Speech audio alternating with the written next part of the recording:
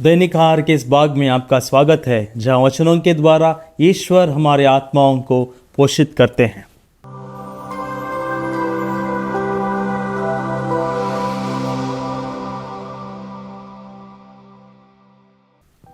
ख्रिस्त में मेरे प्रिय भाइयों एवं बहनों, आज के पहले पाठ हमें सृष्टि के उस सुंदर योजना की याद दिलाता है जिसे ईश्वर ने प्रेम पूर्वक रचा।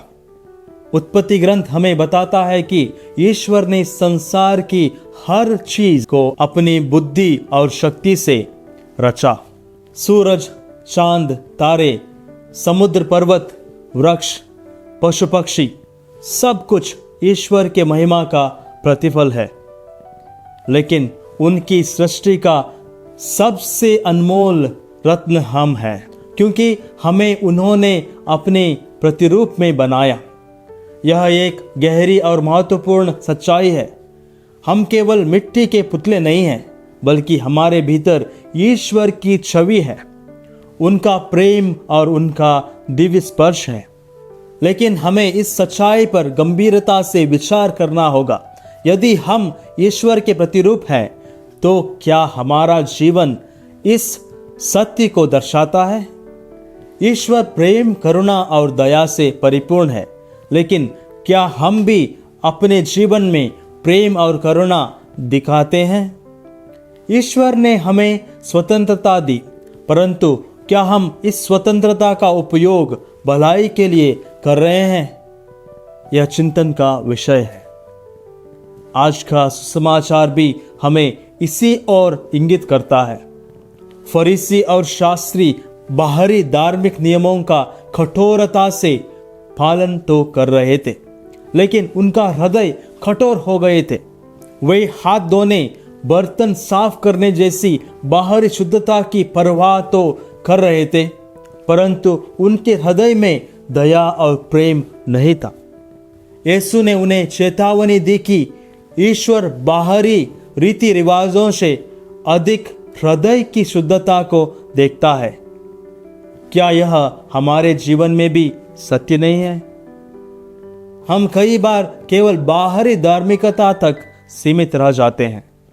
हम उपवास रखते हैं, चर्च जाते हैं, प्रार्थना करते हैं, लेकिन अगर हमारे हृदय में प्रेम नहीं है, तो क्या यह सब ईश्वर को प्रसन्न कर सकता है?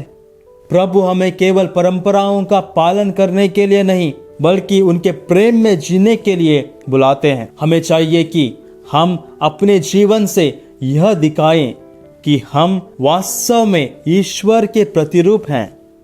हमारे शब्दों, कार्यों और व्यवहार में उनका प्रेम झलकाने का प्रयत्न करें। आज हम आवर लेडी ऑफ लूर्ड्स का भी स्मरण करते हैं। माता मरियम ने संत बरनदत्त को दर्शन देकर हमें यह सिखाया कि सच्ची भक्ति का अर्थ है विनम्रता, विश्वास और सेवा। लूर्ड्स की गुफा एक चमत्कारी स्थान बन गई है, जहां न केवल लोग चंगाई पाते हैं, बल्कि अपने विश्वास को गहरा करने का अवसर भी प्राप्त करते हैं।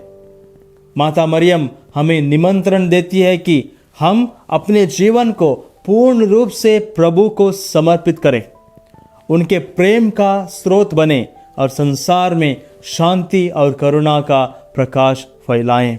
तो आइए आज हमें अपने आप से पूछना चाहिए, क्या मैं सच में ईश्वर का प्रतिरूप हूँ? क्या मेरे जीवन में उनका प्रकाश प्रकट होता है? यदि नहीं, तो अब समय है परिवर्तन का। प्रभु हमें बुलाते हैं कि हम उनके प्रेम का प्रतिबिंब बने, उनकी दया के वाहक बने और उनकी सृष्टि की रक्षा करें। हमें केवल बाहरी आडंबरों तक सीमित नहीं रहना है, बल्कि अपने हृदय को उनके प्रेम से भरना है। आइए मेरे प्रिय भाइयों एवं बहनों, हम सब मिलकर प्रार्थना करें। हे प्रभु, आपने हमें अपने प्रतिरूप में बनाया। प्रभु, हमें अपनी कृपा से भरें, ताकि हम आपके प्रेम को अपने जीवन में दर्शाकर जी सकें। हमें बाहरी धर्म के जाल में उलझने से बचाएं और सच्चे हृदय से आपकी सेवा करने की प्रेरणा दें। माता मरियम हमारी प्रार्थना सुने और हमें अपने पुत्र के समीप ले चलें। आमीन।